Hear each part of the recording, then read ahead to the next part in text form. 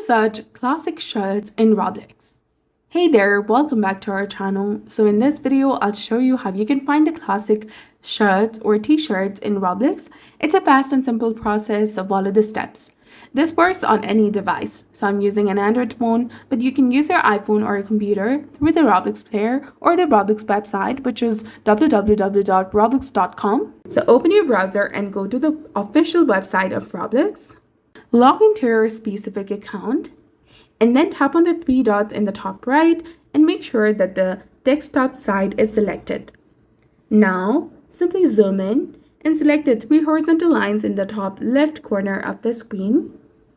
From here, tap on Avatar or Inventory. Now, once you're here, in the category section in the left-hand side of the screen, tap on Classic Clothing. And there you will see the option of classic t-shirts, classic shirts, and classic pants. Or you can go ahead and tap on Avatar. Now from the menu that appears, tap on the clothing tab that is between the cactus and accessories option.